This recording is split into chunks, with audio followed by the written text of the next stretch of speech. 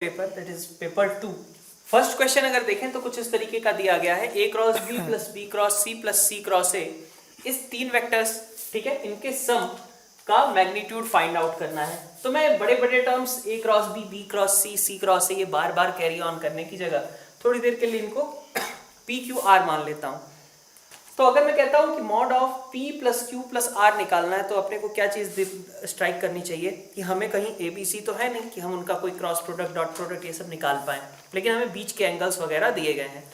तो हम ये यूज कर सकते थे चीज कि हमारे पास ओवरऑल जो चीज है, अपन क्या कहते थे कि कभी भी मॉड दिया गया हो वेक्टर के क्वेश्चंस में तो हमेशा एक चीज यूज करो, बहुत ज्यादा फ्रूटफुल हो सकती है, a dot a is equal to mod a का स्क्वायर। तो वही सेम चीज यहाँ पे भी कि अगर मैं मान लेता हूं कि मेरे पास ये mod of p plus Q plus R लिखे गए हैं, तो mod of p plus Q plus R को मैं कैसे यूज कर सकता हूं? मैं इसके स्क्वायर पे फोकस करूं। इसका स्क्वायर जब मैं करूंगा तो मुझे क्या दिखेगा? मुझे दिखेगा, इसको मैंने p मान लिया, p वेक्टर, इसको q वेक्टर, इसको r वेक्टर। तो अगर मैं इनका p plus Q plus R vector dot p plus Q plus R ऐसा लिख लूंगा, अब मेरे लिए थोड़ी सी चीजें सिंप्लीफाई हो जाएंगी, क्योंकि जब मैं आगे बढ़ूंगा p dot p mod of p का स्क्वायर, तो मॉड ऑफ p का square that means a cross b का स्क्वायर, फिर b क्रॉस c का square plus c cross a का स्क्वायर। ठीक है, इतनी बार p square plus q square plus r square, plus आगे क्या आएगा 2p डॉट q। ठीक है, तो अभी मैं p डॉट q ही लिख दे रहा, बाद में उसकी वैल्यूज अपन रख लेंगे। तो p dot q plus q dot r plus r dot p ऐसा लिख लिया मैंने। ठीक है, अब मैं देख लेता हूं कि ये p dot q, q dot r ये सब क्या है। भाई इनमें तो कोई दिक्कत ही नहीं है, क्योंकि a क्रॉस b का मैग्नीट्यूड क्या होगा? Mod a mod b sine alpha. a और b के बीच का एंगल अल्फा गिवन है, दैट मींस कि a क्रॉस b को अपन क्या लिख सकते हैं? साइन अल्फा लिख सकते हैं, mod a mod b sine alpha. चूंकि a और b दोनों ही यूनिट वेक्टर्स हैं, a b c सभी यूनिट वेक्टर्स हैं इनफैक्ट, तो मैं इसको सिंप्लीफाई करके सिंपली लिख सकता था sign square alpha plus sign square beta plus sign square gamma plus ये 2 टाइम्स ये पूरा टर्म एज इट इज हमने कैरी किया हुआ है। अब हम p डॉट q की बात करते हैं, देखते हैं कि क्या एक्सप्रेशन आखिर बन रहा है। तो p डॉट q अगर हम देखें तो ये कितना है? a cross b dot b cross c, कुछ यही चीज है। अब इसको अगर देखो, इस तरीके का मल्टीप्लीकेशन हम कैसे करते थे? अपन यूज करते थे यहाँ पे वेक्टर ट्रिपल प्रोडक्ट्स का। अपन बोलते थे कि अगर मैं थोड़ी देर के लिए इसको u मान लूं तो ये क्या बन गया? Box product, in fact box product a b u ऐसा लिख सकता हूं, और फिर उस बॉक्स प्रोडक्ट को अलग तरीके से ब्रेक कर दिया a dot b cross u ऐसा कुछ। तो अब मेरे पास u की जगह पे क्या है? a डॉट, आगे है मेरे पास b क्रॉस u, किसको लिया था मैंने? b क्रॉस c को। सही है बात? अब फर्दर सिंप्लीफाई किया, a एज इट इज रखा मैंने।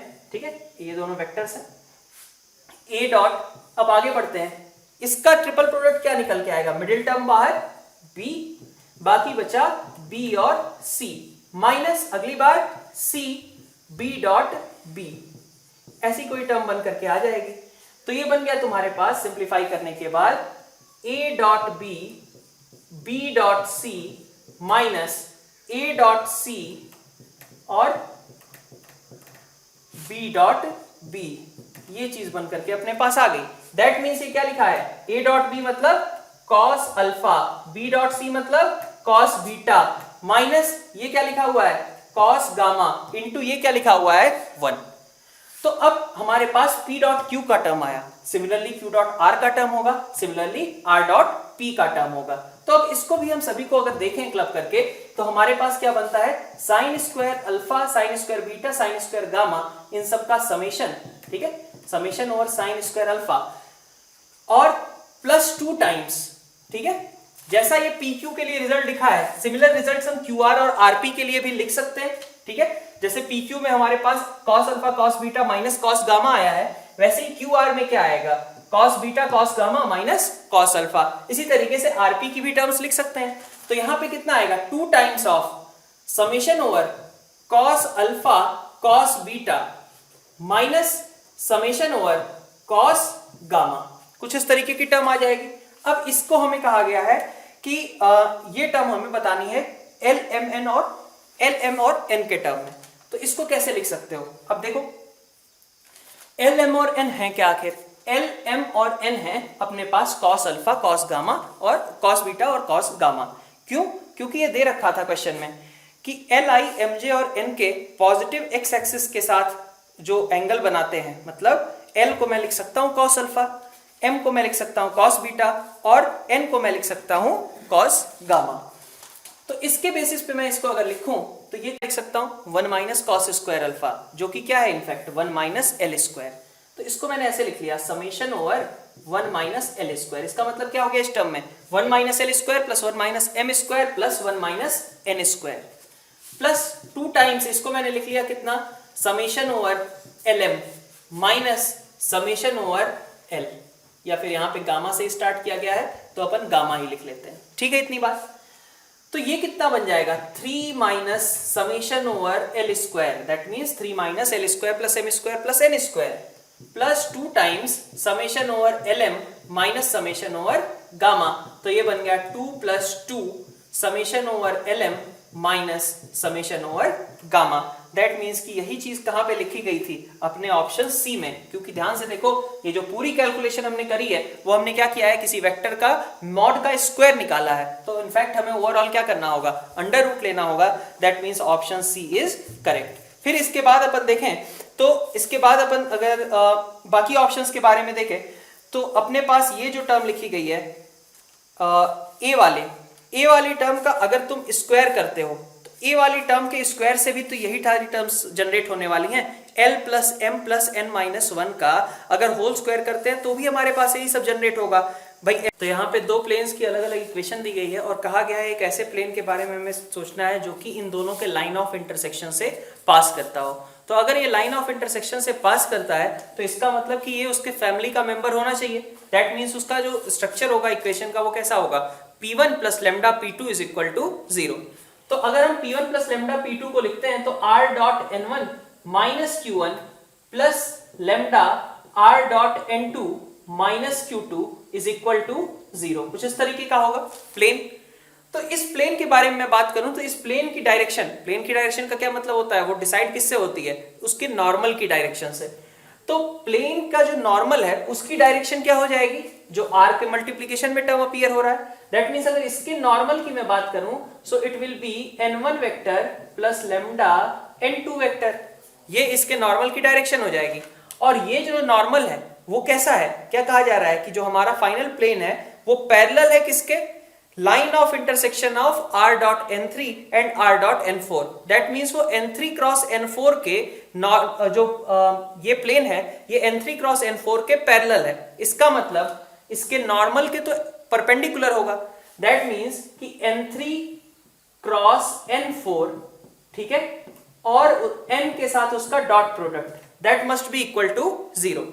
तो इससे हम क्या बोल सकते हैं कि यहां पे अगर हम n3 cross n4 dot n की बात करें, n की जगह पे मैं ये लिख देता हूं। क्या बन गया? n3 क्रॉस n4, n की जगह पे मैंने लिख दिया n1 plus lambda n2 is equal to 0।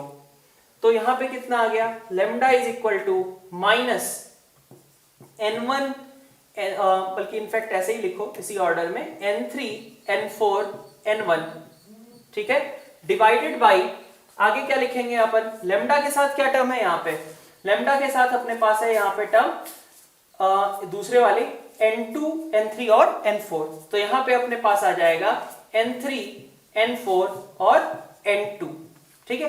तो इसके बेसिस पे अगर कहें हम तो ये हम देख सकते हैं कि ये n1 और n3 दोनों या फिर n4, ठीक है, इन सब पे ये टर्म डिपेंड कर रही है। इनफैक्ट अगर देखा जाए हर एक टर्म जो है लेमडा के बारे में अगर हम बात करें तो ये n1 n3 n4 n2 ये सभी आ रहे हैं। इसका मतलब क्या हुआ कि लेमडा अगर वेरी करेगा तो ऑफ कोर्स इक्वेशन तो चेंज होगी ना। तो अगर हम इक्वेशन के बारे में कहें तो ए ऑप्शन बिल्कुल करेक्ट है, इसके अलावा बी ऑप्शन भी अपना करेक्ट है, अब हम डी ऑप्शन की बात करते हैं, D of Q3 and Q4। तो ऑफ कोर्स लेमडा में कहीं Q3 या Q4 तो आया नहीं है, तो इसका मतलब कि ये इंडिपेंडेंट है। ये जो इक्वेशन बनेगी N1 प्लस ये P1 प्लस लेमडा P2, इसमें Q1 और Q2 तो आएंगे, लेकिन Q3 और Q4 नहीं आएगा।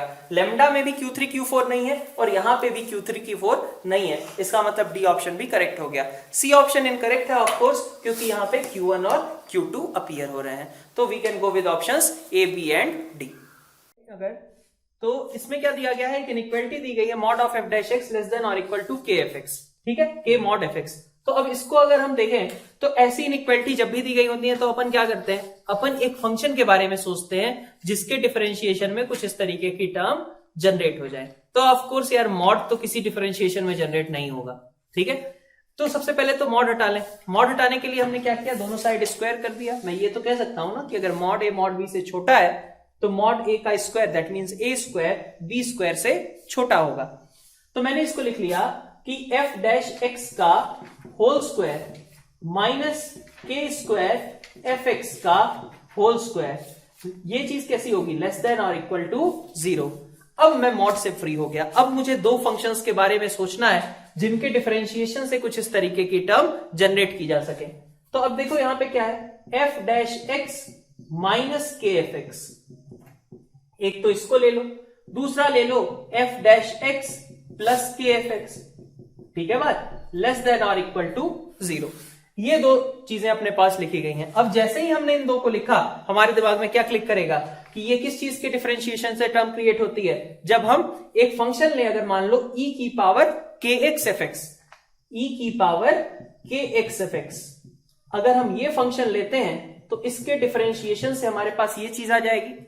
यहां पे माइनस चाहिए तो मैंने एक और फंक्शन लिया h2x, इसको मैंने बोल दिया e की पावर माइनस kx fx, ठीक है। अब मुझे क्या पता चल रहा है, ठीक है, इसके डिफरेंशिएशन में ये वाली टर्म आएगी e की पावर kx, तो चलो ऑलवेज पॉजिटिव क्वांटिटी है, उसका इनइक्वालिटी पे कोई फर्क नहीं पड़ना है। दूसरा ये टर्म है, इसके डिफरेंशिएशन से ये वाली टर्म क्रिएट हो जाएगी, एक साथ में e की पावर माइनस के एक्स होगा जो कि ऑलवेज पॉजिटिव है, तो उसका भी डिफरेंशिएशन पे कोई फर्क नहीं पड़ना है। तो मैं ये कह सकता हूं कि ये लिखा हुआ है डिफरेंशिएशन ऑफ h1x, पहला टर्म, ठीक है। दूसरे टर्म को मैं बोल सकता हूं डिफरेंशिएशन ऑफ h2x, ठीक है, h1x और h2x इस तरीके से लिखे हुए हैं, लेस देन और इक्वल टू 0। तो अगर दोनों के डिफरेंशिएशंस का प्रोडक्ट जो है वो लेस देन और इक्वल टू 0 है, तो इसका मतलब कि एग्जैक्टली वन ऑफ देम, ठीक है, कैसा होगा, या तो उसका डिफरेंशिएशन 0 होना चाहिए या तो नेगेटिव होना चाहिए। ऐसा नहीं कर सकते कि दोनों का जो डिफरेंशिएशन, दोनों रिजल्ट्स कैसे आ रहे थे, पॉजिटिव दे रहे थे, दोनों डिफरेंशिएशन पॉजिटिव थे, ऐसा तो नहीं हो सकता। दोनों नेगेटिव थे, ऐसा भी नहीं हो सकता है। एक को पॉजिटिव होना पड़ेगा एक के डिफरेंशिएशन को, तो दूसरे के डिफरेंशिएशन को कैसा होना पड़ेगा, नेगेटिव होना पड़ेगा। ऐसी ही चीज है, 0 भी हो सकता है क्योंकि यहां इक्वालिटी दी गई है। अब इस थॉट प्रोसेस के साथ अपन आगे चलते हैं। यहां पे क्या है, मैंने मान लिया सपोज कि h1x जो अपना फंक्शन है वो इंक्रीजिंग फंक्शन है। तो अगर h1x इंक्रीजिंग फंक्शन है तो मुझे ये तो पता है ना f ऑफ 0 की वैल्यू कितनी है, 0। दैट मीन्स कि h1 की वैल्यू कितनी होगी, h1 at 0 will also be equal to 0। जब f0 0 था तो h1 भी तो कितना होगा, 0 पे 0 होगा। सिमिलरली अगर h1x इंक्रीजिंग है तो h2x को क्या होना पड़ेगा, डिक्रीजिंग होना पड़ेगा। और इस समय हम कह सकते हैं कि h2 एट 0 कितना है, 0 है, ठीक है। एक फंक्शन के बारे में हम, अगर h1 पॉजिटिव, h1 0 था, h1x खुद इंक्रीज कर रहा था, तो इसका मतलब क्या हुआ कि आगे जो वैल्यूज रही होंगी, ठीक है, h1 की आगे जो वैल्यूज रही होंगी वो तो 0 से बड़ी रही होंगी ना। h1x की जो वैल्यूज आई होंगी वो ग्रेटर देन और इक्वल टू 0 होनी चाहिए, जबकि h2x की जो वैल्यूज आएंगी वो लेस देन और इक्वल टू 0 होनी चाहिए। e की पावर माइनस के एक्स से तो कोई प्रॉब्लम है नहीं, इसका मतलब कि fx को कैसा होना पड़ेगा, पॉजिटिव, और यहां पे fx को कैसा होना पड़ेगा, negative. That means overall contradiction वाला स्टेप आ गया और हम कह सकते हैं कि fx को इक्वल टू 0 ही होना पड़ेगा। इसका मतलब fx एक कांस्टेंट फंक्शन है जो कि कितना है, 0 के बराबर है। अब ध्यान दो क्वेश्चन में क्या कहा गया है, which of these are not always true. तो ऑफ कोर्स बी ऑप्शन तो हमेशा ही करेक्ट है। ए ऑप्शन के बारे में हम ऐसा नहीं कहेंगे, क्योंकि जो ऊपर क्वेश्चन देखो अगर थर्ड का, तो वहां पे कब डोमेन डिफाइन की गई है एफ की, 0 से 1 डिफाइन की गई है, तो इसलिए मैं ए ऑप्शन को करेक्ट नहीं बोलूंगा, मतलब ये हमें मार्क करना है। सी ऑप्शन हमें मार्क करना है और डी ऑप्शन भी हमें मार्क करना है। नंबर 4 में अपन अगर देखें तो कुछ इस तरीके का ग्राफ दे रखा है y is equal to F x का। अब हमें आगे क्वेश्चंस में क्या करना है, तो integer part of F X और integer part of minus F X, इनके बारे में हमें कमेंट करना था। तो अगर यहां से हम integer part of F x बनाने जाते हैं तो बहुत सिंपल सी बात है, यहां पे हमारे पास बहुत ज्यादा कॉम्प्लिकेशन नहीं है, क्योंकि ये ग्राफ अगर एफ एक्स का देखें तो ये हमेशा कैसी वैल्यूज लेता है, y कोऑर्डिनेट्स इसके 0 से 1 के बीच वेरी करते हैं। इसका मतलब मिनिमम इंटीजर पार्ट कितना आएगा, 0, और मैक्सिमम इंटीजर पार्ट भी कितना आ जाएगा, 1। तो अगर हम ग्राफ बनाएं y is equal to integer part of F x का, तो y is equal to integer part of F X के ग्राफ में अगर अपन देखें तो यहां पे तुम देख सकते हो कि x इक्वल टू 0 पे तो वैल्यू क्या आने वाली है, एग्जैक्टली 0। लेकिन उसके बाद अगर हम देखें ग्राफ इंक्रीज कर रहा है, लगातार ग्राफ इंक्रीज कर रहा है, लेकिन वैल्यू तो 0 ही रहेगी ना, क्योंकि इंटीजर पार्ट अभी भी 0 ही आएगा। जब मैं 1 पे पहुंचूंगा तब मेरे पास अलग से एक वैल्यू आने लगेगी इंटीजर पार्ट की 1। तो इसका मतलब मुझे 0 से लेकर के 1 तक इस 0 वाली लाइन को ही कंटिन्यू करना है। जब मैं 1 पे पहुंच जाऊंगा तो मैंने इसको नॉट इंक्लूडेड कर दिया और 1 वाला पॉइंट मैंने ऊपर उठा दिया। फिर से आगे 1 से आगे थ्रू आउट कहीं भी देखूं तो यहां पे जो वैल्यूज हैं वो 0 और 1 के बीच ही रह रही हैं। इसका मतलब इंटीजर पार्ट अगेन कितना आने वाला है, 0 ही आने वाला है। और इस तरीके से अपन बोल सकते हैं कि integer part of F x का ग्राफ ये होगा। और इस ग्राफ के लिए अपन क्या बोल सकते हैं कि ये डिसकंटिन्यूअस वगैरह है। डिसकंटिन्यूटी कितने पॉइंट्स पे है इसकी, तो सिर्फ एक पॉइंट पे है, x इज इक्वल टू 1 पे। आगे मैं बढ़ूं, y is equal to integer part of minus F X. Integer part of minus F X की अगर बात करें तो अब यहां पे क्या आएगा, अब देखो जब माइनस एफ एक्स लोगे तो ये जो ग्राफ है ये उल्टा हो गया ना, फ्लिप कर जाएगा एक्स एक्सिस के अबाउट। और इसका मतलब जो माइनस एफ एक्स के बारे में सोचे तो वो कैसी वैल्यूज लेगा, -1 और 0 के बीच। तो एक पॉइंट पे तो हमें यहां पे तो 0 ही रहने वाला है, कोई दिक्कत नहीं है। फिर मैं आगे बढ़ा, आगे जब बढ़ूंगा तो मुझे निगेटिव वैल्यूज मिल रही है ना माइनस एफ एक्स की, उनका इंटीजर पार्ट कितना आएगा, -1 आएगा। तो इसका मतलब अब मुझे कहां से कंटिन्यू करना चाहिए, -1 से। और थ्रू आउट इनफैक्ट, क्योंकि ये जब मैं -1 पे भी पहुंच जाऊंगा तब भी मेरे पास इंटीजर पार्ट कितना आएगा, -1 ही आएगा। और आगे भी जो वैल्यूज हैं उनके लिए इंटीजर पार्ट कितना निकल करके आएगा, -1। इसका मतलब ये भी ग्राफ डिसकंटिन्यूअस है, लेकिन कहां पे डिसकंटिन्यूअस है, 0 पे। तो y is equal to integer part of minus F x is discontinuous at 1 point, integer part of F x is also discontinuous at 1 point. फिर सी ऑप्शन की बात करते हैं। सी ऑप्शन में क्या कहा गया, F x is equal to integer part of F x. तो एफ एक्स का ग्राफ अपने पास है, integer part of F x का भी ग्राफ अपने पास है। कितने पॉइंट आएंगे सोल्यूशन के तौर पे वो हम देख सकते हैं कि कितने कॉमन पॉइंट्स एग्जिस्ट करते हैं। तो हम देख सकते हैं ये वाला जो पॉइंट है, ठीक है, 1,1 वो यहां पे भी एग्जिस्ट करता है, यहां पे भी एग्जिस्ट करता है। इसके अलावा 0,0, 0,0 ये दोनों पॉइंट्स कैसे हैं, कॉमन पॉइंट्स हैं। इसका मतलब सी ऑप्शन के अकॉर्डिंग अगर जाए तो F x is equal to integer part of F X के लिए हमारे पास 2 सॉल्यूशंस होंगे। और कौन से होंगे वो, एक होगा x इज इक्वल टू 0 और दूसरा होगा x is equal to 1। D option की बात करें तो डी ऑप्शन में हमारे पास है f x is equal to integer part of minus F x. तो ये एफ एक्स का कर्व है, ये integer part of minus F x का कर्व है। क्या पॉइंट ऐसा मिल रहा है जो कि कॉमन है, तो बहुत ज्यादा इसमें दिक्कत ही नहीं है, क्योंकि ये तो थ्रू आउट कैसा रह रहा था, निगेटिव रह रहा था एक्सेप्ट दिस पॉइंट। और इधर क्या था, 0 था और बाकी सब पॉजिटिव थे। तो इसका मतलब ये 0,0 वाला पॉइंट जो है यही एक कॉमन पॉइंट मिल रहा है। दैट मींस कि x is equal to 0 will be answer. We can go with options A, B, C and D। अगर देखें पैराग्राफ जो दिया गया है क्वेश्चन नंबर 5 और 6 के लिए, तो अब यहाँ पे हमारे पास f1 और f2 इस तरीके के कुछ फंक्शंस दे रखे हैं। इनमें मिनिमम मैक्सिमम ये सब आइडेंटिफाई पहले तो करना है। तो सबसे पहले तो अपन f1 और f2 को सिंपल टर्म्स में कन्वर्ट कर लेते हैं। तो यहाँ पे क्या है, मिनिमम ऑफ दीज टू, तो हर जगह यही 2 कर्व्स हैं, तो एक्स स्क्वायर और मॉड एक्स, ऐसी कोई दिक्कत भी नहीं है, दोनों का कर्व अपने को पता ही होता है, वो सबसे पहले अपन ड्रॉ कर लें। तो एक्स स्क्वायर का कर्व कुछ इस तरीके का आ जाएगा। मॉड एक्स इसको इंटरसेक्ट कर रहा होगा -1 और 1 पे, ये चीज ध्यान में रहनी चाहिए। इसके बेसिस पे अपन अगर चाहें तो मिनिमम और मैक्सिमम चीजें बता सकते हैं। तो मैं अगर F1 को सिंपल टर्म्स में लिखूं कि F1 क्या लिखा गया है, तो जब मॉड ऑफ x 1 से छोटा है, मतलब कौन से पोर्शन की बात की जा रही है, जब x अपना -1 और 1 के बीच है, जब x -1 और 1 के बीच है तो मिनिमम क्या है, नीचे वाला कर्व कौन सा है, क्वाड्रेटिक x²। तो मिनिमम इस समय x² है और मैक्सिमम कब बात की जा रही है, जब मॉड x ग्रेटर देन 1 हो। तो जब हम 1 से आगे बढ़ेंगे तो देख रहे हो ऊपर कौन सा कर्व लाई कर रहा है, ऊपर लाई कर रहा है x²। तो ये बेसिकली क्या लिखा हुआ था, x²। तो अगर दोनों जगह पे x² लिखा है तो सीधा ही ये सब पीस वाइज फंक्शंस ऐसे डिफाइन करने की जगह डायरेक्टली सब कुछ हटा करके अपन लिख देते हैं कि this is nothing but x²। Similarly यहां पे अगर देखें तो यहां पे मैक्सिमम जब x अपना -1 और 1 के बीच में है तो उस समय मैक्सिमम वैल्यू कौन सी दिख रही है, मैक्सिमम मतलब अपर करो कौन सा दिख रहा है, अपर करो दिख रहा है मॉड ऑफ x। यहां पे अगर देखोगे तो आगे क्या है, लोअर करो कौन सा है 1 के आगे, तो वो है मॉड ऑफ x। तो इसका मतलब कि this is nothing but mod of x। तो ये F1 और F2x आ गया, ठीक है। अब आगे बढ़ते हैं, आगे क्या कहा गया है, fx फंक्शन डिफाइन किया गया है। fx फंक्शन क्या है, F1 - 2f2। तो F1 - 2f2 को मैंने क्या लिख दिया, x² - 2 mod x। सिंपल सी बात है, ये थ्रू आउट x², ये थ्रू आउट mod x, तो x² - 2 mod x।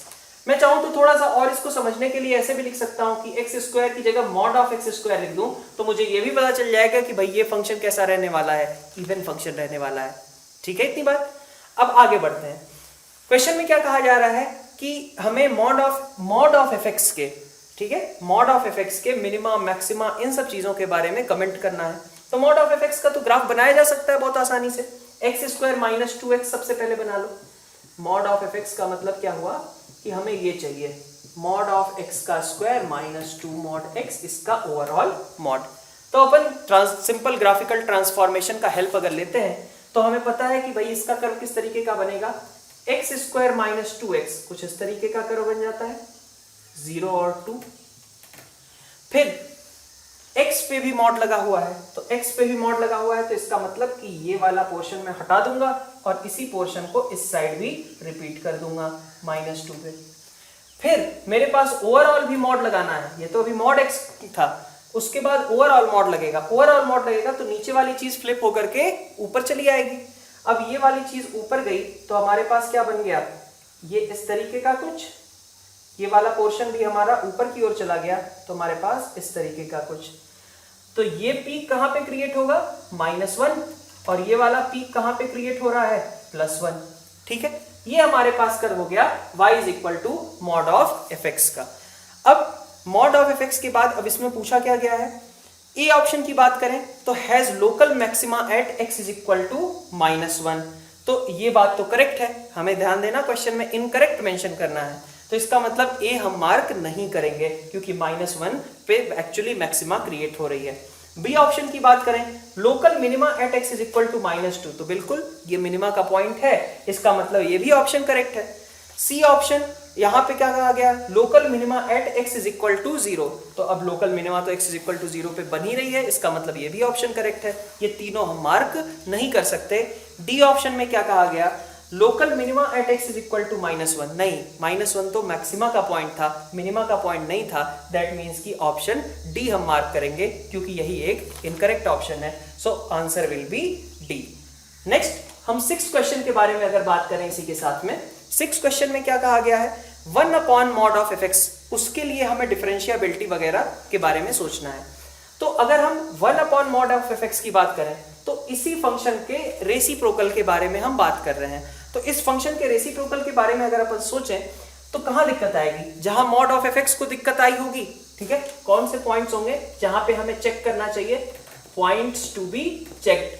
कौन से पॉइंट्स पे चेक करना चाहिए, जहां मॉड ऑफ fx को प्रॉब्लम रही हो, या फिर ऐसा कह सकते हैं कि मॉड ऑफ fx को दिक्कत कहां पे आएगी, ये 0, ठीक है, एक पॉइंट तो 0 और एक पॉइंट कहां पे आएगा, 2 पे आएगा जहां पे शार्प टर्न हो रहा है, और उसके अलावा एक पॉइंट -2 पे आएगा। यही 3 पॉइंट्स होंगे जहां पे मॉड ऑफ fx को प्रॉब्लम होगी, और वहीं पे 1/mod of fx को होगी, क्योंकि इनके अलावा और कहीं 0 तो क्रिएट होता नहीं है कि हमें एक्स्ट्रा पॉइंट्स बने।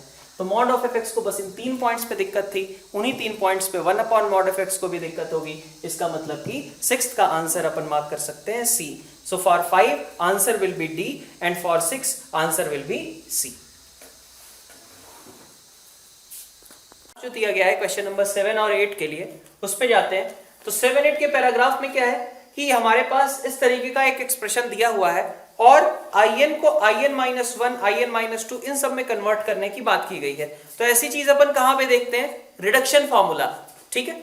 तो वैसे भी अगर हम in को in-1, in-2 से कोरिलेट करना चाहते हैं, रिडक्शन फॉर्मूले का यूज करना चाहते हैं, तो रिडक्शन फॉर्मूले में तो हमें वैसे भी पता ही होता है ना कि हमें बाई पार्ट्स यूज करना पड़ता है, चाहे साइन कॉस का बनाओ चाहे इतने बड़े एक्सप्रेशन का बनाओ, हमेशा रिडक्शन फॉर्मूले में तुम्हें बाई पार्ट्स का यूज करना ही पड़ता है ऑलमोस्ट। तो अपन ऐसा कह सकते हैं कि यहाँ पे भी बाई पार्ट्स का यूज करना पड़ेगा। अब वैसे तो अच्छी बात है, उसने क्वेश्चन में भी दे ही रखा है कि ये रिलेशन फाइंड आउट करने के लिए भी हमें बाई पार्ट्स यूज करना चाहिए, ठीक है। ऐसा पैराग्राफ की थ्योरी में उसने दे दिया है। तो खैर अब बाई पार्ट्स हम लगाएंगे तो एक फंक्शन ऐसा होना चाहिए जिसका इंटीग्रेशन करें, दूसरा फंक्शन का डिफरेंशिएशन चल रहा होगा। तो अब तुम समझ सकते हो, अगर मान लो मैं इसको इंटीग्रेट करूंगा तब तो ये बढ़ती जाएगी पावर ना, xn का n+1 वगैरह होता जाएगा। और ये अगर देखूं तो ये अगर इसको मैं डिफरेंशिएट करता हूं तो इसकी पावर रिड्यूस होगी -12 से फिर कितना बन जाएगी -3/2। इस तरीके के टर्म आते जाएंगे। लेकिन मुझे तो क्या करना था, n को n-1 में बदलना था। अब मैं कैसे करूं? और दूसरी चीज ये भी है कि अगर मैं इसको सेकंड फंक्शन डायरेक्टली मानता हूं तो इसका मतलब मेरे पास बहुत कॉम्प्लिकेटेड टर्म्स आने लगेंगी √a² - x² के इंटीग्रेशन में जैसे आती हैं साइन इनवर्स वगैरह। तो मैंने क्या किया, यहाँ पे इसको मैंने 2 पार्ट्स में ब्रेक किया। क्या दिखा मुझे, xn-1 और इधर दिखा मुझे x√a² - x²। ऐसा लिख दूं अगर तो ये पोर्शन अपना रेडी हो गया जिसका इंटीग्रेशन आसानी से किया जा सकता है। देख सकते हो अगर a² - x² को तुम t² या t मान लो तो उसका डिफरेंशिएशन ही है ना x dx, उसके डिफरेंशिएशन से टर्म जनरेट हो जाएगी। भाई अगर मैं इसको अलग से सेपरेटली तुम्हें समझाने की कोशिश करूं कि अगर मेरे पास a² - x² सपोज t है, ठीक है, तो -2x dx ये चीज मेरे पास कितनी हो जाएगी, dt के बराबर। ये चीज मेरे पास सीधा dt के बराबर हो जाएगी। तो मैं ये कह सकता हूं क्या कि ये जो पूरा टर्म है √a² - x² into x dx, इसको मैं इंटीग्रेट कैसे कर सकता हूं। तो a² - x² को t लिया, x dx ने बना लिया एक तरीके से -dt/2।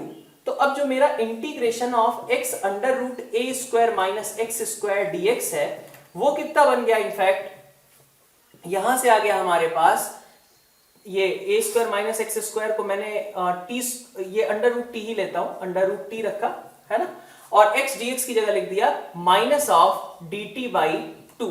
तो -1/2 t⁻³ divided by 3/2। That means कि माइनस और t की पावर 3/2, दैट मीन्स कि a² - x² 3/2 डिवाइडेड बाई 3। ये इसका आंसर हो जाएगा। अब आगे बढ़े अगर, तो इस रिजल्ट को हमें यहां पे यूज करना है। तो हमने ये कहा कि in is equal to first function इसको ले रहे हैं, सेकंड फंक्शन इसको ले रहे हैं, ठीक है। तो फर्स्ट फंक्शन को एज इट इज रखा, तो x की power n-1 as it is रख दिया हमने, first function as it is. Second function का इंटीग्रेशन, तो इसका इंटीग्रेशन कितना आ रहा है, कुछ ये आया हुआ है, तो इसको भी लिख दिया मैंने -a² - x² 3/2 divided by 3 minus integration over पहले का डिफरेंशिएशन। तो पहले का डिफरेंशिएशन करोगे n-1 xn-2 और दूसरे का इंटीग्रेशन करोगे तो कितना आएगा, ये माइनस साइन के साथ है तो इधर प्लस कर दिया a² - x² 3/2 डिवाइडेड बाई 3। कुछ इस तरीके की टर्म आएगी। अब फर्दर इसको सिंप्लीफाई करते हैं हम। तो अब देखो इधर वाली टर्म से तो कोई दिक्कत है नहीं, इधर वाली टर्म तो अपने पास रेडी है। अब इधर वाली टर्म को हमें थोड़ा और सिंप्लीफाई करना पड़ेगा। तो अब इसमें देखा मैंने कि minus sign x⁻n-1/3 a² - x² 3/2, ठीक है।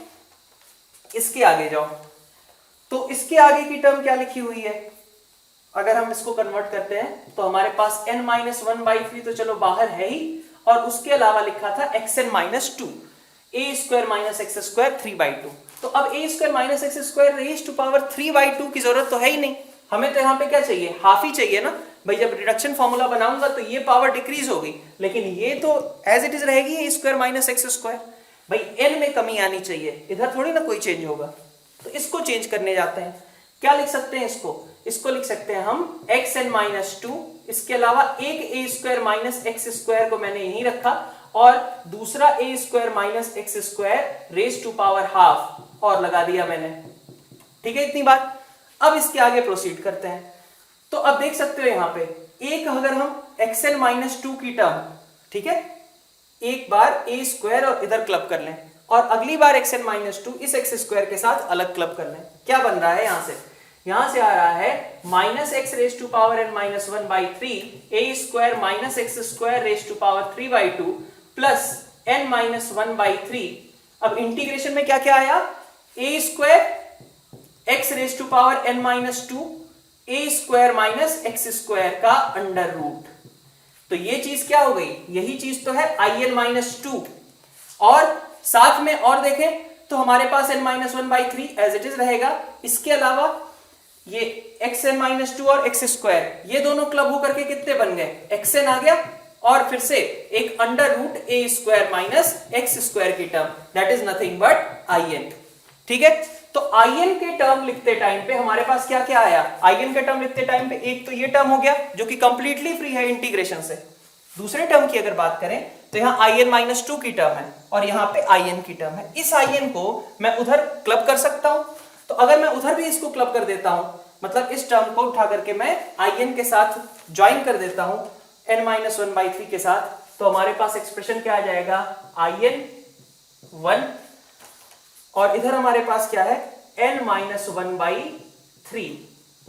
ठीक है, n-1/3 इंटू in था, इसको मैंने इधर शिफ्ट कर दिया, is equal to minus X की power n-1/3 a square minus x square raise to power 3/2 plus इधर a स्क्वायर है बाई 3 है, n-1 है और साथ में कितना लिखा हुआ है in-2। ठीक है, तो अब यहां से अब देख लेते हैं हमें क्वेश्चन में क्या करने को कहा जा रहा है। in देख सकते हो, ये वाली टर्म तुम्हारे पास प्रेजेंट है। ठीक है, in के साथ यहां पे और क्या लिखा हुआ है n+2/3, तो अगर हम चाहें तो इधर n+2/3 से डिवाइड कर देंगे और यहां से अपने पास आसानी से हमारे पास सारे टर्म्स बनते हुए दिखाई दे रहे हैं। in यहां पे था ही, यहां पे in-2 की टर्म है और इधर हमारे पास एक ऐसा टर्म है जो कि इंटीग्रेशन साइन से कंप्लीटली फ्री है। तो अब अगर मेरे पास एक बार in का टर्म यहां से आ गया तो उसके बाद में इजीली a और b दोनों ही फाइंड आउट कर सकता हूं कोफिशिएंट्स कंपेयर करके। So this way we can go with options D and B। देखें पेपर 2 का, तो इसमें देखो एक कॉम्प्रिहेंशन दे रखा है और कहा गया है, प्रोबेबिलिटी का क्वेश्चन है, इनफैक्ट कहा गया है कि हमारे पास 10 स्टूडेंट्स हैं जिनमें से हम सभी से आंसर पूछते हैं, out of those 10 7 know correct answers, 7 know incorrect answers and 3 know correct answers. तो हमें क्या इंश्योर करना है 9th क्वेश्चन में कि 5th स्टूडेंट जो है that he is first one to know the answer. तो इसका मतलब क्या हुआ, अगर पहला वाला बंदा जो कि करेक्ट आंसर बताता है वो 5th है, ठीक है, तो इसका मतलब क्या हुआ कि पहले 4 प्लेसेस पे ऐसे लोग होने चाहिए जिनको कि आंसर अननोन है। तो पहले हम उन 4 प्लेसेस के लिए फिक्स करते हैं। ठीक है, तो कितने लोग हमारे पास ऐसे थे जिनको आंसर अननोन था, 7 लोग। आउट ऑफ दो 7 हम अगर 4 लोगों को सेलेक्ट करते हैं, ठीक है, तो अपना काम फुलफिल हो गया। मतलब पहले 4 प्लेसेस के लिए अगर मैं इस बात की प्रोबेबिलिटी निकालूं कि पहले 4 में से किसी ने भी करेक्ट आंसर नहीं बताया होगा, तो that will be equal to 7C4 divided by 10C4। ठीक है बात, टोटल अपने लिए फेवरेबल क्या होगा कि इन 4 प्लेसेस पे ऐसे लोग हो जो कि उन 7 लोगों में से हो जिनको कि करेक्ट आंसर नहीं पता है, डिवाइडेड बाई 10C4 और इनटू क्या हमें करना चाहिए, अभी अपना काम हो नहीं गया, 5th प्लेस पे भी तो हमें इंश्योर करना पड़ेगा कि वहां पे एक ऐसा बंदा हो जो कि एक्चुअली आंसर जानता है। तो ऐसे कितने लोग थे, 3 लोग थे, तो इसका मतलब 3C1 उन 3 लोगों में से किसी एक को 5th प्लेस पे होना पड़ेगा। वहां पे अपने पास बचे कितने लोग थे, 6 लोग बचे हुए थे, 6 में से किसी को भी रखा जा सकता था। ये हमारे टोटल वेज हो गए। आउट ऑफ दिस इतने जो ऊपर हमने न्यूमरेटर में लिखा है ये हमारे लिए फेवरेबल वेज होंगे। तो यहां से हम सिंप्लीफाई कर सकते हैं 7 factorial divided by 4 factorial 3 factorial into 3 divided by 10 factorial divided by 4 factorial 6 factorial into 6। तो जो फॉर्म दे रखा है उसके अकॉर्डिंग हम बता सकते हैं कि ये half into 7c4 by 10c4, that means कि we can go with answer A, option A will be correct. Number 10 में हमें क्या कहा गया है कि फर्स्ट और 10th स्टूडेंट करेक्ट आंसर देते हैं, ठीक है। तो 3 ही लोग तो थे जो कि सही आंसर देने वाले थे, उनमें से पहले प्लेस पे मुझे क्या चाहिए कि कोई करेक्ट आंसर दे, 10th प्लेस पे क्या चाहिए, करेक्ट आंसर दे, और बीच में 7 लोग ऐसे होंगे जो कि इनकरेक्ट आंसर देंगे और एक बंदा कोई और भी होगा जो कि करेक्ट आंसर देगा, ठीक है। तो इसका अरेंजमेंट मैं कितने तरीके से कर सकता हूं। एक तरीके से ऐसा समझ लो कि हमें लीनियर अरेंजमेंट करना है, एक लाइन में 10 लोगों को बिठाना है, ये 2 करेक्ट आंसर वाले लोग होने चाहिए और बीच में कैसा भी अरेंजमेंट हो हमें कोई फर्क नहीं पड़ता। तो मेरे पास मुझे क्या इंश्योर करना है कि जो 3 लोग आंसर जानते हैं उनमें से 2 लोगों को यहां पे बिठाऊंगा। तो 3 में से पहले मुझे क्या करना पड़ेगा, 3 में से 2 लोगों को सेलेक्ट करना पड़ेगा, ठीक है। और मान लो कि राम और श्याम को करेक्ट आंसर पता था, राम और श्याम को हमने उठाया कि ये इन दोनों प्लेसेस पे बैठेंगे। तो कभी राम यहाँ पे, श्याम यहाँ पे, कभी श्याम यहाँ पे और राम यहाँ पे, तो दैट मीन्स 2 फैक्टोरियल इन दोनों का अरेंजमेंट हो गया। और इसके बाद बचे हुए हैं अपने पास 7 लोग, तो सॉरी 8 लोग अभी भी बचे हुए हैं। उन 8 लोगों को बिठाने के लिए तो हम कैसे भी बिठा सकते हैं, कोई दिक्कत ही नहीं है, उसके लिए तो कोई रिस्ट्रिक्शन दी नहीं है। तो 8 फैक्टोरियल तरीके से बाकी बीच में लोगों को अरेंज किया जा सकता है। टोटल अगर हम बात करें कि टोटल नंबर ऑफ वेज कितने होंगे, तो टोटल नंबर के लिए हम बोल सकते हैं कि हमारे पास 10 लोग थे, लीनियर अरेंजमेंट अगर उनका एक तरीके से करना है तो टोटल वेज कितने हो जाएंगे, 10 फैक्टोरियल। अब इसका मतलब हम कह सकते हैं कि यहां से सिंप्लीफाई करके अपन आंसर तक पहुंच सकते हैं। अब इसको देखें आगे, 3 इंटू 2 इंटू 8 फैक्टोरियल से मैंने इनफैक्ट नीचे डिवाइड कर दिया, बाकी बचा कितना, 9 इंटू 10, तो यहां से आंसर कितना आ जाएगा 1/15, that means we can go with option B, that will be correct. Seven में अगर अपन देखें तो एक इस तरीके की इक्वेशन दे रखी है, tan inverse 1/8 is equal to tan inverse a minus tan inverse b। क्या करना चाहिए, इधर एक हमारे पास एक्सप्रेशन है, इधर अगर हम इसको क्लब कर लें तो सिंपली हम कंपेयर कर पाएंगे, इनवर्स वगैरह से अपने को छुट्टी मिल जाएगी। तो यहां पे हमने लिख लिया tan inverse a minus b upon 1 plus ab is equal to tan inverse 1/8। तो अब तो बहुत आसान सी बात हो गई कि a minus b upon 1 plus a b is equal to 1/8। Cross multiply कर दिया हमने, लिखा क्या, a b plus 1 minus 8a plus 8b is equal to 0 लिख सकते हैं। अब फिर से वही पुरानी चीज एफओएम में हम करते थे, पोस्ट फैक्टराइजेशन, इस तरीके के इक्वेशन सॉल्व करने के लिए जब हमें पता है कि a और b क्या है, इंटीजर्स है, तो अपन क्या करेंगे, a इंटू बी माइनस 8 ऐसा मैंने लिखा। तो मुझे b जब मैं इधर वाले टर्म्स में से मतलब 8 इंटू बी माइनस 8 और फैक्टर बना दिया मैंने, तो मेरे पास इधर क्या आएगा -65। तो मेरे पास आया a plus 8 into b minus 8 is equal to -65। अब मुझे ऐसे इंटीजर्स चाहिए, पॉजिटिव इंटीजर्स चाहिए, ध्यान देना क्वेश्चन में कि a और b पॉजिटिव इंटीजर्स हैं। तो -65 के मुझे 2 ऐसे फैक्टर्स चाहिए जिनसे मैं इन दोनों को कंपेयर कर पाऊं और मेरे पास पॉजिटिव इंटीजर्स आए। तो कब आएंगे, जब मैं इनको लिख दूं कि भाई a प्लस 8 अगर मेरा 13 हो जाए और b माइनस 8 मेरा -5 हो जाए तो मेरा काम बन जाएगा। और क्या तरीका हो सकता है इसी चीज को लिखने का कि भाई a प्लस 8 मेरा 65 बन जाए और b माइनस 8 मेरा -1 बन जाए। तो इसका मतलब a प्लस 8 अगर 13 है, पहले केस से बात करें केस 1, तो उसके अकॉर्डिंग a को 5 होना चाहिए और उस समय b को कितना होना पड़ेगा, b को होना पड़ेगा इक्वल टू 3। केस 2 की अगर हम बात करें तो केस 2 में a प्लस 8 65 है, दैट मीन्स a को कितना होना चाहिए 57 और b को कितना होना चाहिए 7। ये हमारे पास पॉसिबल वैल्यूज आ गई। यहां से a1 plus a2 plus b1 plus b2 और डिवाइडेड बाई 9, तो कितना सम हो जा रहा है इनका 72 divided by 9 which will be equal to 8. So we can go with option 8. 8 will be correct answer. देखिए तो fx एक इस तरीके का एक्सप्रेशन दिया गया है और क्या कहा जा रहा है हमें, absolute value of maximum value of fx। तो सबसे पहले हमें fx का मैक्सिमम वैल्यू फाइंड आउट करना है और फिर उसके मैग्नीट्यूड के बारे में हमें आंसर करना है। तो सबसे पहले हम क्या करें, अब इसको अगर हम इस एक्सप्रेशन को देखें तो अपने को क्या पता चल रहा है कि ये चीज क्या लिखी हुई है, अगर मैं माइनस साइन हटा दूं तो ये, अच्छा एक्स स्क्वायर को मैं मॉड ऑफ एक्स स्क्वायर भी लिख ही देता हूं, तो इसको लिख सकते हैं mod of x square minus mod of x plus 2 divided by mod of x plus 1, ऐसा लिख सकता हूं। तो मेरे पास आएगा क्या, यहाँ पे आ जाएगा मॉड ऑफ एक्स माइनस 2, ठीक है, डिवाइड कर दिया मैंने, तो मॉड ऑफ एक्स प्लस 1 से अगर ऊपर डिवाइड करते हो तो कितना आ जाएगा, मॉड ऑफ एक्स माइनस 2, लेकिन उस समय पे कांस्टेंट भी कितना बनेगा, -2, यहाँ +2 है तो हमें 4 ऐड भी करना पड़ेगा, मॉड ऑफ x प्लस 1, ऐसा लिख सकते हैं क्या किया हमने, इस 2 को लिख दिया -2 प्लस 4, तो -2 तक का पोर्शन अलग और +4 upon mod of x plus 1 अलग, इस तरीके से हमने इसको fx को ब्रेक करके लिख लिया है। अब आगे अगर हम बढ़े तो ये लिखा हुआ है मॉड ऑफ x प्लस 1, ऐसा लिख लो, plus 4 upon mod of x plus 1, ठीक है, और चूंकि मैंने 1 यहां ऐड किया तो मुझे अब 3 सब्ट्रैक्ट करके लिखना पड़ेगा। अब मैं इसको देखूं तो ये वैल्यू कितनी है, ये बल्कि माइनस साइन भी हटा ही लो, माइनस साइन भी हटा लोगे, मल्टीप्लाई कर लोगे तो कितना बन जाएगा, 3 minus mod of x plus 1 minus 4 upon mod of x plus 1, ऐसा कुछ, ठीक है।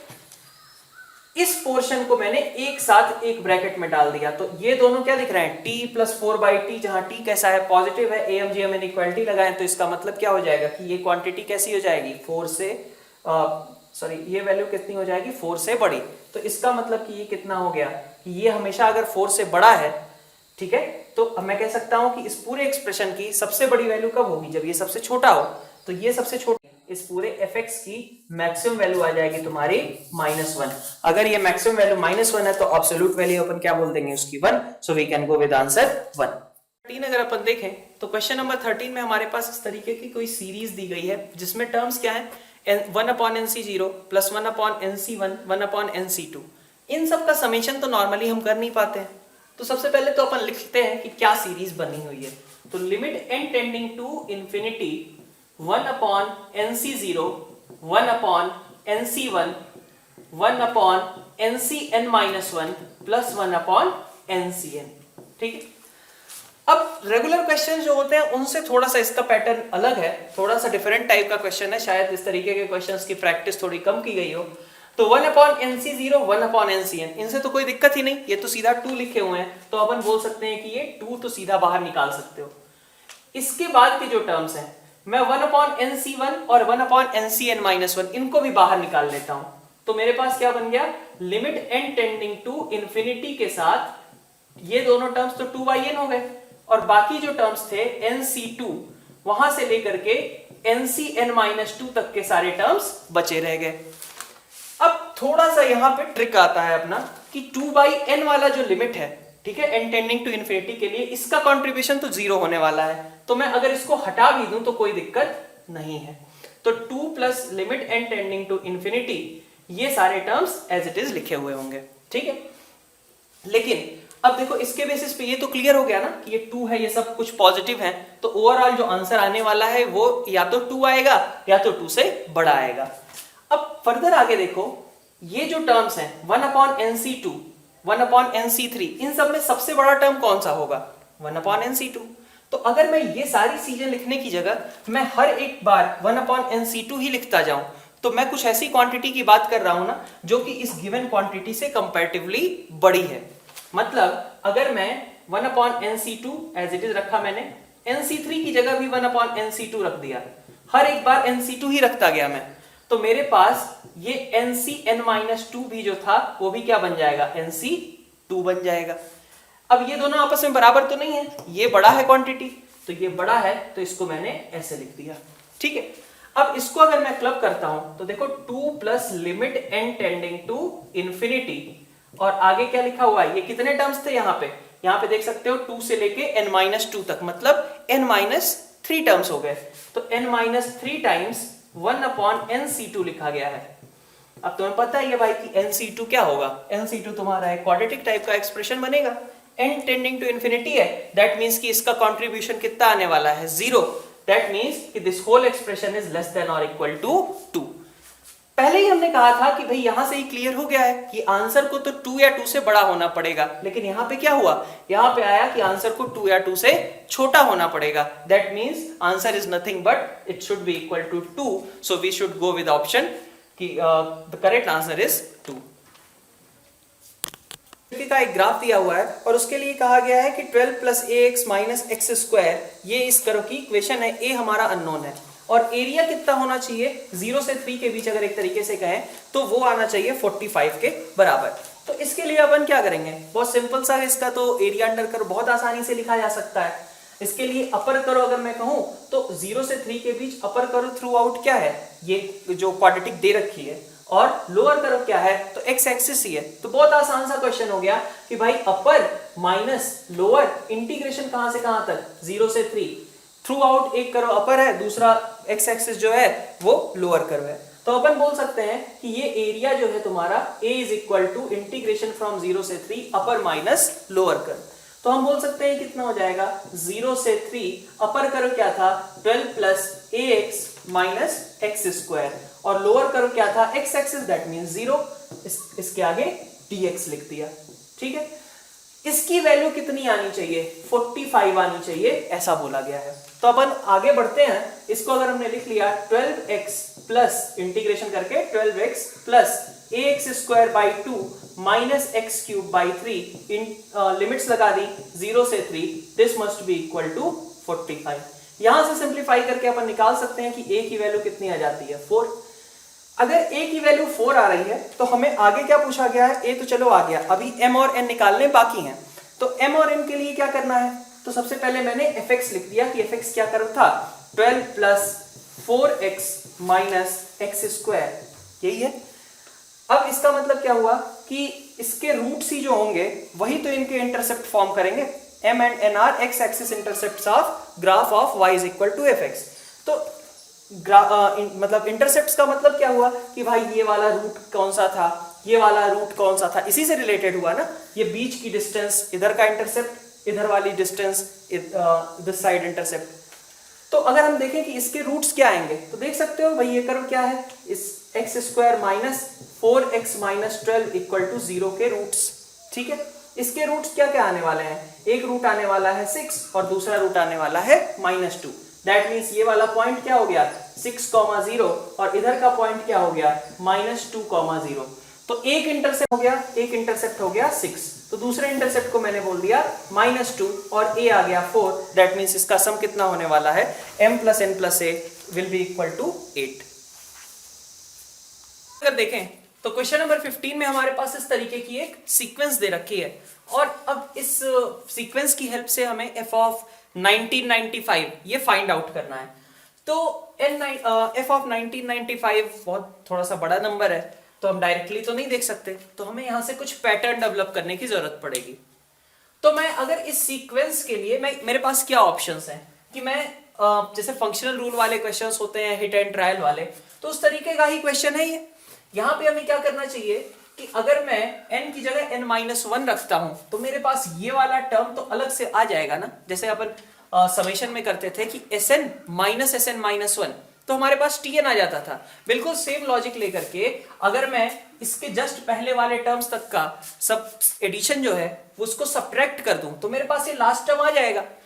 तो इसी थॉट प्रोसेस के साथ अगर अपन n की जगह पे n-1 रखते हैं तो कितना आएगा f1 plus 2f2 plus 3f3 up to इसी तरीके से n-1 f of n-1 is equal to n-1 n f of n-1, कुछ इस तरीके का आएगा। अब दोनों का अगर मैं डिफरेंस ले लेता हूं, इसको मैंने फर्स्ट बोल दिया, इसको सेकंड, और दोनों का डिफरेंस लिया तो दिस माइनस दिस, मतलब ये लास्ट टर्म बचा रहेगा which is n into fn। कैसे आया ये 1 माइनस 2 करने पे, तो n into fn is equal to, इधर अगर मैं देखूं तो यहां पे मेरे पास क्या क्या है, मेरे पास n कॉमन हो जाएगा, बचेगा n+1 fn, ठीक है, माइनस n-1 fn-1, इस तरीके की टर्म आ जाएगी। n तो चलो कैंसिल आउट हो गया, कोई दिक्कत ही नहीं है। अब fn को अगर मैं एक साइड रखूं और fn माइनस 1 को इस साइड ले आता हूं, n cancel, n minus 1 f of n minus 1 is equal to, मेरे पास बचा n इंटू fn। ठीक है क्या? तो अब यहां से मैं लिख सकता हूं ना कि 1f1 is equal to 2f2 is equal to 2, अगर मैं n को 3 रख दूं तो यहां 2f2 बनेगा जो कि किसके बराबर होगा, 3f3। और यही सीक्वेंस आगे कंटिन्यू रहेगा, कहां तक, जहां तक मुझे रिक्वायरमेंट है 1995 f ऑफ 1995। तो मेरे पास f ऑफ 1995 की वैल्यू कितनी हो गई, 1/1995। अब यहां पे क्या है, हमें एक डिटर्मिनेंट की वैल्यू निकालने को दी गई है। डिटर्मिनेंट अगर ध्यान से देखो, पूरा डिटर्मिनेंट ए देखने की जगह हम क्वेश्चन के मेन पार्ट पे फोकस अगर करें तो वहां पे लिखा क्या हुआ था, ए ट्रांसपोज और ए इनवर्स का होल स्क्वायर, इतना ही कहा गया था। और बहुत ही आसान क्वेश्चन हो गया, क्योंकि डिटर्मिनेंट के बारे में तो हमें पता है कि मॉड उसका सभी पे डिस्ट्रीब्यूट हो जाएगा। तो अपन बोल सकते हैं कि दिस विल बी मॉड ए, मतलब determinant A, determinant of A transpose, determinant of A inverse square, ऐसा बोल सकते हैं। फिर ये कितना होगा, डिटर्मिनेंट ए, ये भी कितना है डिटर्मिनेंट ए, और ये कितना है 1/a का स्क्वायर। तो डिटर्मिनेंट ए और 1 डिटर्मिनेंट a का square, so this will be equal to 1। So we can go with answer 1, this will be correct. एक और क्वेश्चन, एक y is equal to some function of x दिया गया है exponential, और उसके साथ में हमें कुछ सेकंड डिफरेंशिएशन, थर्ड डिफरेंशिएशन, इन सब के क्लब करके कुछ हमें एक्सप्रेशन जनरेट करना है। ठीक है, तो अब देखो जैसा कहा गया है, चूंकि सिर्फ एक्सपोनेंशियल है तो बहुत ज्यादा कॉम्प्लिकेशन भी नहीं क्रिएट होगी, अगर चाहे तुम कितनी भी बार डिफरेंशिएशन करते रहो। तो अगर मैं y is equal to a e raise to power x plus b e raise to power minus 3x plus c, ये मेरे पास y है, इसका मैं डिफरेंशिएशन लेता हूं dy बाई dx, ये कितना हो गया aex minus 3b e raise to power minus 3x, और d2y बाई dx2 मेरा कितना हो जाएगा, ये आ जाएगा aex plus 9b e raise to power minus 3x, और d3y dx3 की बात करूं तो ये कितना आने वाला है, aex minus 27b e raise to power minus 3x, बस इतना ही है। अब इसको मैं अगर देखता हूं क्या चीज लिखी गई है, मुझे क्लब करना था d3y बाई dx3, तो d3y बाई dx3 प्लस आगे क्या करना था 2d2y बाई dx2। ठीक है, तो ये चीज कितनी लिखी हुई है, ये चीज को अगर मैं क्लब करके देखूं तो ये कितना आ रहा है, इसको एज इट इज रखना है, इसका ट्वाइस इसमें ऐड कर देना है। तो इसको एज इट इज रखा, इसका ट्वाइस ऐड किया तो कितना आया 3a e raise to power x। ठीक है, और माइनस का आ जाएगा तुम्हारे पास 9b e raise to power minus 3x, जो कि तुम्हें दिख रहा है कि ये चीज कैसा है, dy बाई dx का 3 टाइम्स है। इसका मतलब जो हमारा करेक्ट आंसर है that should be equal to 3, और correct answer should be 3 only. कुछ इस तरीके का क्वेश्चन दिया हुआ है और इसकी वैल्यू दे रखी है कि this is 1, then find a। ठीक है, तो सबसे पहले हमें क्या करना होगा, क्या समझ में आ रहा है, अब यहाँ पे इंटीग्रेशन साइन लगा हुआ है और लिमिट भी है, तो इसका मतलब क्या हुआ कि न्यूटन लेबनीज थ्योरम हमें यूज करना पड़ेगा। तो न्यूटन लेबनीज यूज करने के लिए तो सबसे पहले अपने को क्या चाहिए कि ये जो एक्सटर्नल वेरिएबल है वो अंदर प्रेजेंट ना हो। तो इसको हम सब देख सकते हैं कि भाई इंटीग्रेशन किस पे लगेगा, t पे। ठीक है, t वेरी कर रहा है 0 से x, तो अगर t 0 से x वेरी कर रहा है तो x माइनस साइन x तो कांस्टेंट है, हो गया ना एक तरीके से। इंटीग्रेशन तो भाई t वाली टर्म्स का हो रहा है, x माइनस साइन x तो उस समय कैसा है, कांस्टेंट है। तो अपन यहां पे देख सकते हैं कि इसको लिखा जा सकता है limit, in fact limit x tending to 0, और उसके बाद 0 से x t स्क्वायर dt upon under root a plus t। इसको मैंने अलग कर दिया कि ये पूरा तो कांस्टेंट मतलब t वाले टर्म्स थे, और इस समय x माइनस साइन x मेरा डिनोमिनेटर में आ गया, अलग हो गया, क्योंकि ये तो सिंपली क्या है, एक कांस्टेंट के तरीके से बिहेव कर रहा है।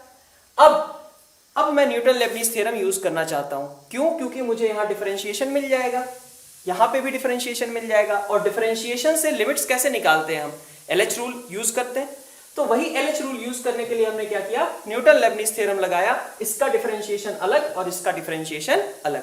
तो पहले अगर हम इसका डिफरेंशिएशन करेंगे तो कितना हो जाएगा, x का डिफरेंशिएशन 1 और x हम सब्स्टिट्यूट कर देते हैं तो यहां पे कितना आ जाएगा, x square upon under root a plus x divided by x minus sine x का डिफरेंशिएशन करोगे कितना आएगा, 1 minus cos x limit x tending to 0, this comes out as 1। ऐसा क्वेश्चन में दिया गया है।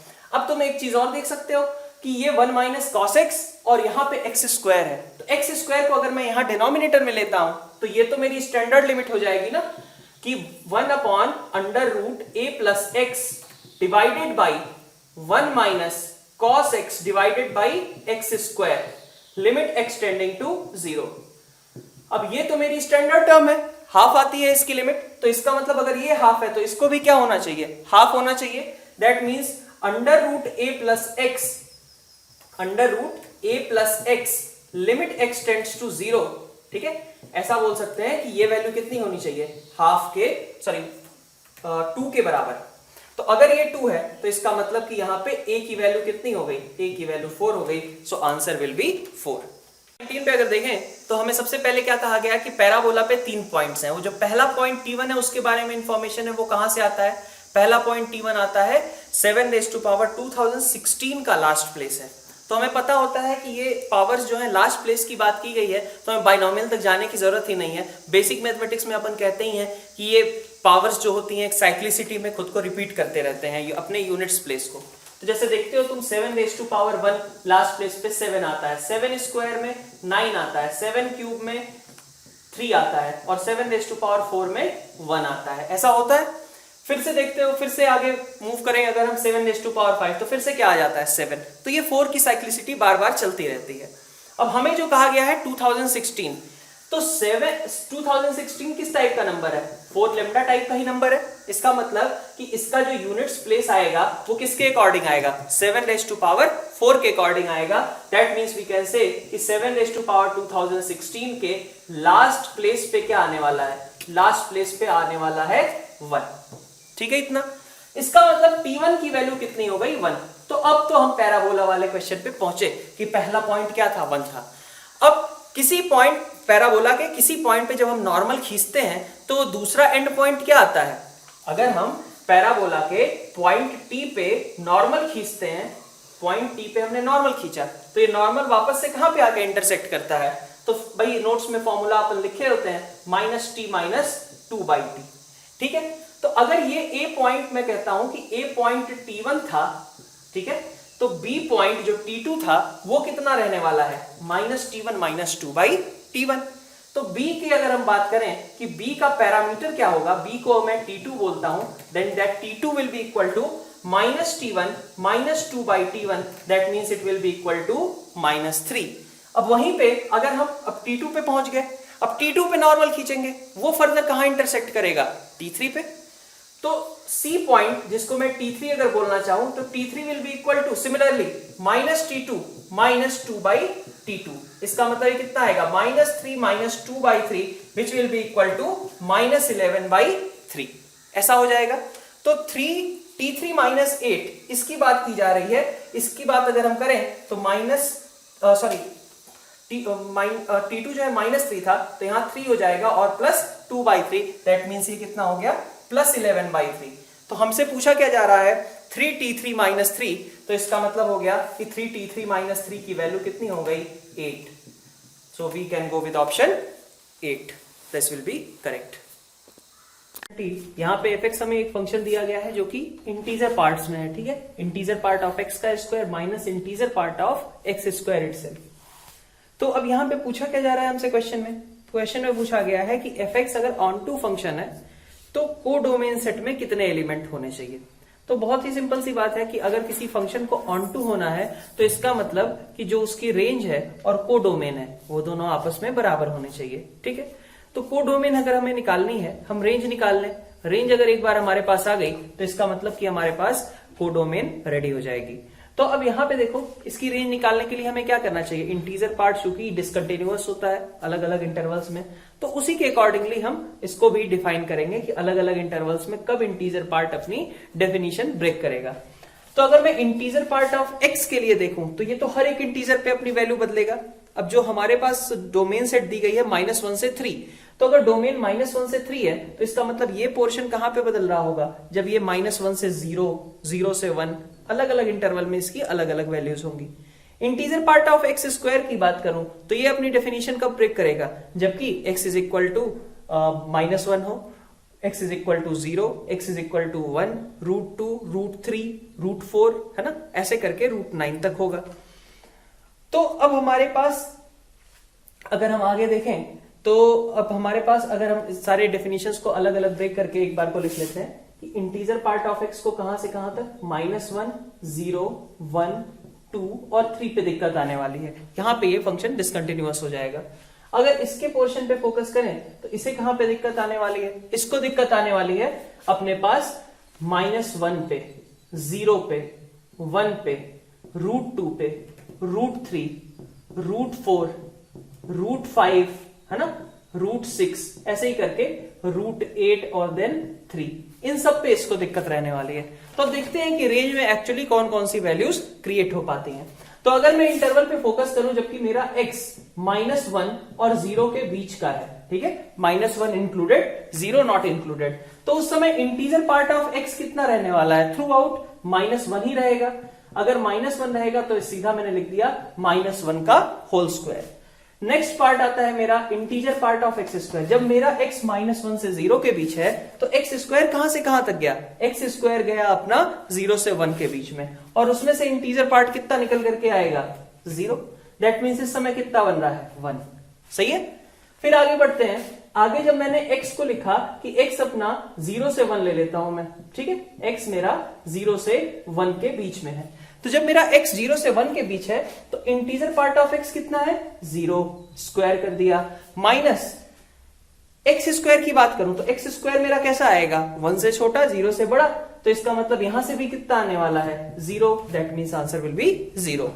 फिर आगे बढ़ते हैं, x बिलोंग्स टू 1 से लेकर के अब कहां तक जाना चाहिए हमें, √2 पे इसे दिक्कत होगी ना, तो √2 पे अपन देख लेते हैं। जब 1 से √2 के बीच अपन लिखेंगे तो x बिलोंग्स टू 1 से √2, तो इस समय x, चलो इंटीजर पार्ट ऑफ x कितना हो गया, 1 हो गया, integer part of x is 1, minus x square की बात करें तो एक्स स्क्वायर मेरा कैसा हो जाएगा, 1 से 2 के बीच, और उसका integer part 1, that means 0 again.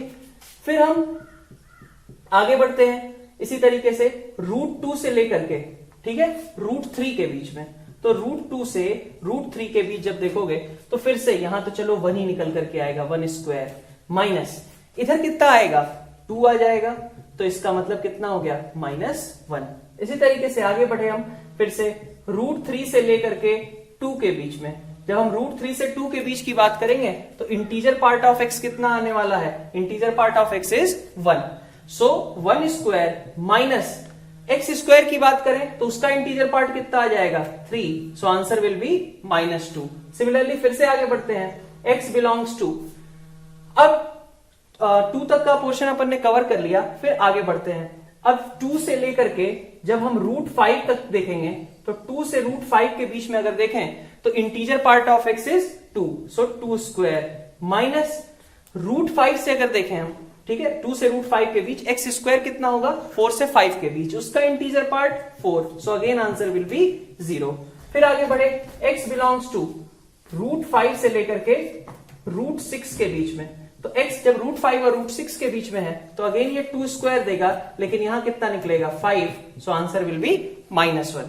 आगे बढ़ते हैं, जब हम √6 और 7 के बीच में ऐसे ही देखें, x बिलोंग्स टू, आगे फिर √6 से लेकर के √7 ऐसा देखते हैं, तो कितना आएगा, integer part of x again 2, minus x square का integer part 6, so answer will be -2। फिर से x बिलोंग्स टू √7 से √8, इसके बीच में बात करें तो अब यहां पे 2 square -7, so -3। Again x belongs to √8 से लेकर के 3 के बीच में, तो अब यहां से कितना आने वाला है, 2 स्क्वायर, माइनस इधर से कितना आने वाला था, इधर से आ जाएगा अपने पास 8, आंसर विल बी -4। नेक्स्ट फिर x बिलोंग्स टू अब सिर्फ एक ही पॉइंट बचा है इनफैक्ट 3, तो x इक्वल टू 3 रख दिया। इस समय वैल्यू कितनी आएगी 3 square minus 9 which will B 0।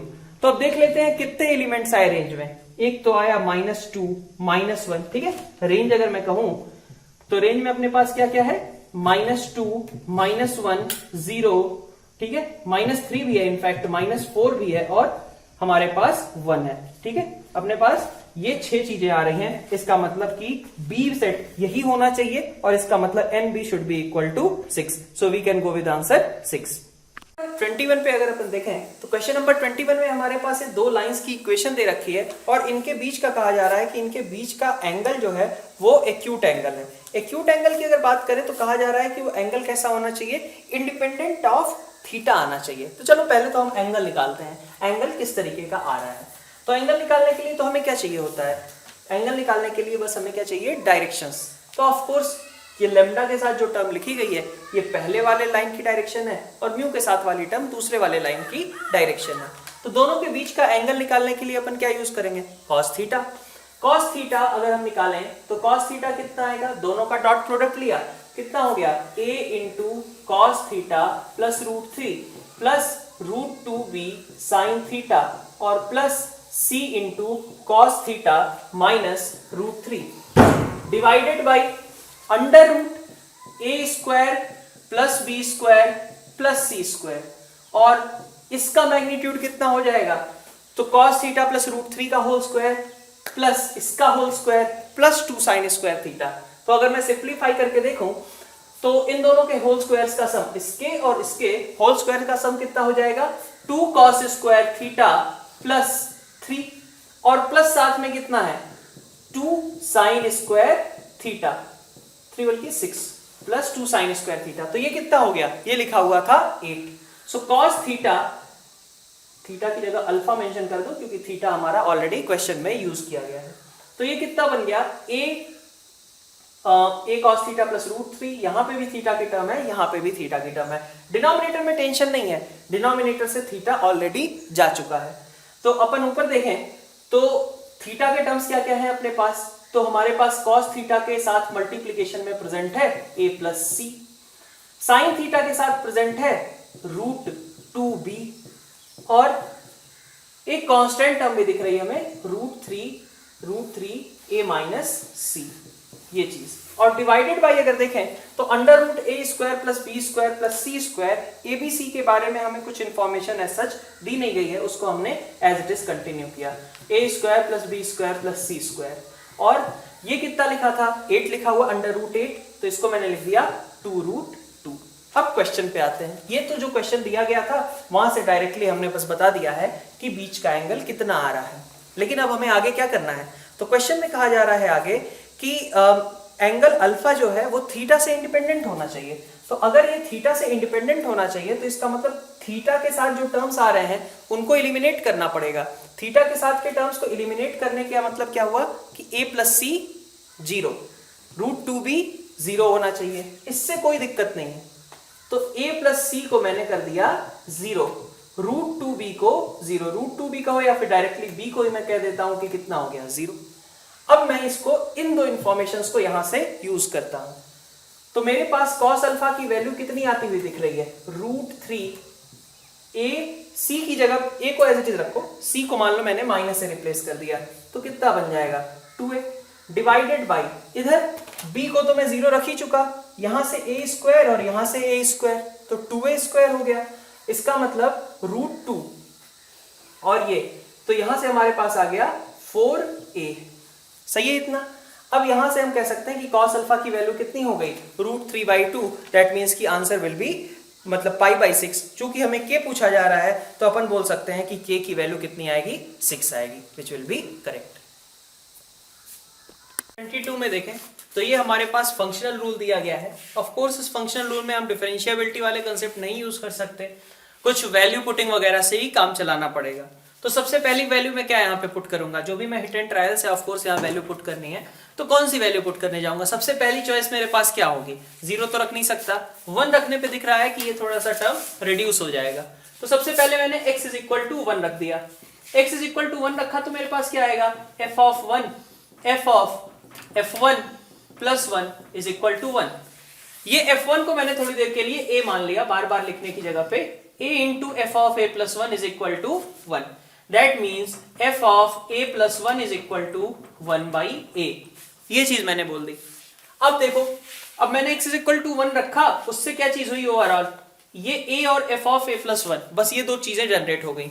Next choice मेरे पास क्या होनी चाहिए, मैं क्या ट्राई करूंगा कि भाई अगर f ऑफ a प्लस 1 के बारे में कोई इंफॉर्मेशन मिल जाए तो मेरे लिए बहुत आसान हो जाएगा।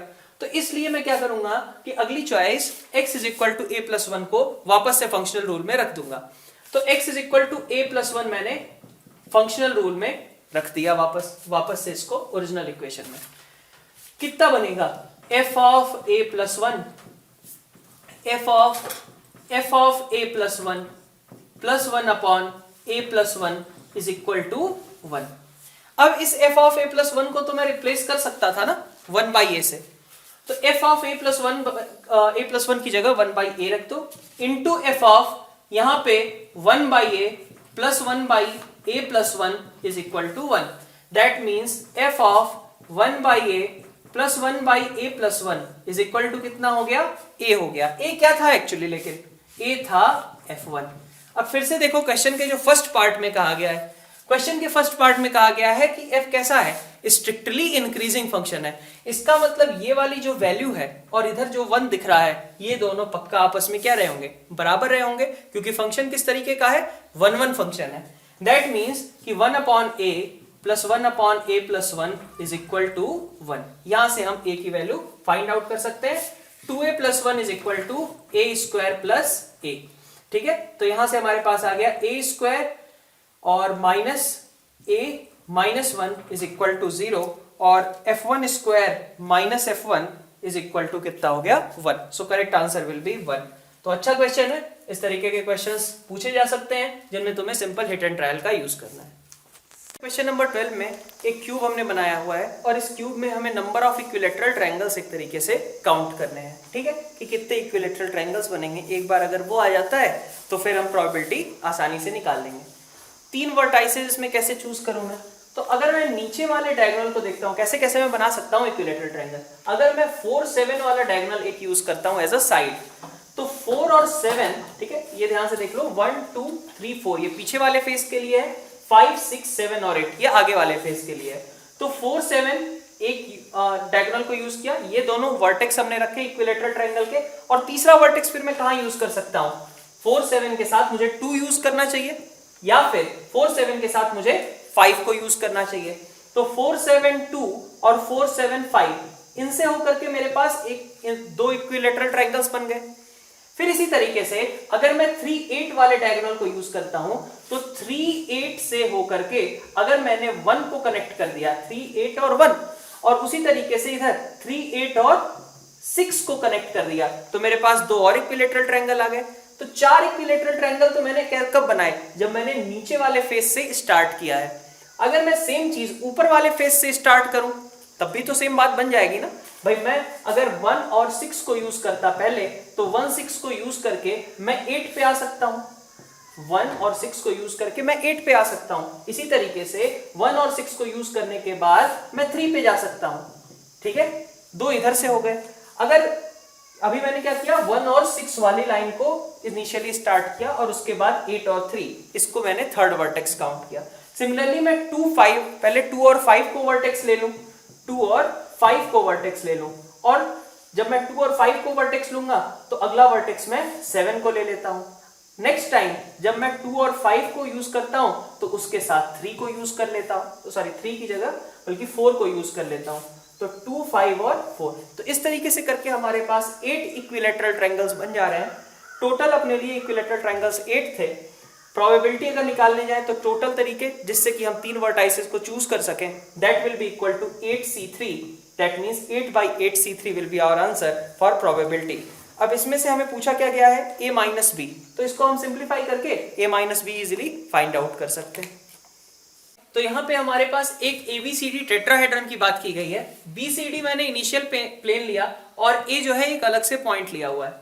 ओरिजिन उसने कहा है O को कोई भी पॉइंट ले लो, तो मैं ओरिजिन ले लेता हूं, थोड़ा अपना सिंप्लीफाई हो जाएगा क्वेश्चन।